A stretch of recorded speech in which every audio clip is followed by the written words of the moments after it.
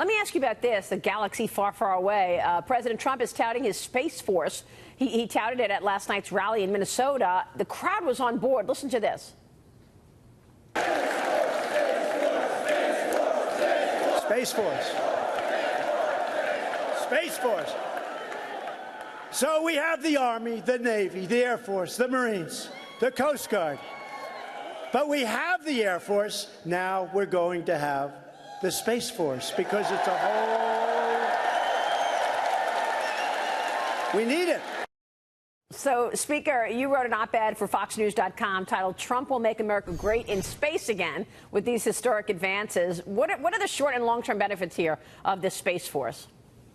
Well, first of all, we need something like the Space Force because you're going to see the Chinese and the Russians and others become competitive militarily in space.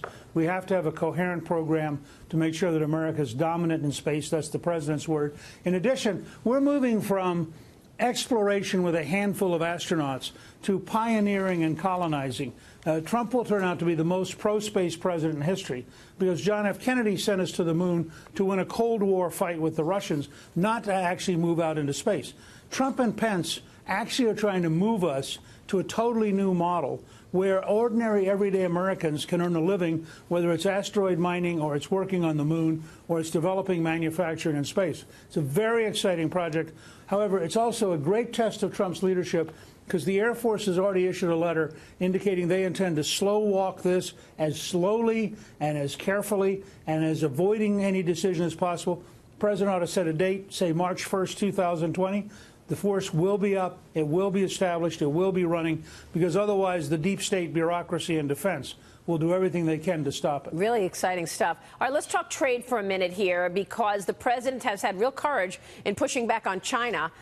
Peter Navarro makes the case in an op-ed in the Journal today, something I've been saying for weeks now, and that is the intellectual property theft and the forced transfer of technology are the real issues. Your thoughts on trade away from China and the Europeans, the fact that these tariffs have really been debatable?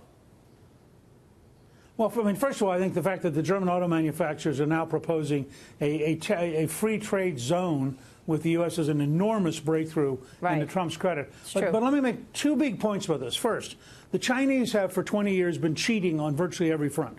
They've been cheating methodically. The last director of national intelligence under Obama said publicly they were stealing $460 billion a year in intellectual property. That's more than our total sales to China. You can't tolerate having a competitor who cheats every morning. And that's going to mean real friction. I mean, they're not going to give up cheating just because we don't like it. Second, Trump's figured out a big thing. We're the largest economy in the world. We are the best position to negotiate. In the end, they need us vastly more than we need them. Newt, good to see you this morning. Thanks so much. Good to see you. Former House Speaker Newt Gingrich there.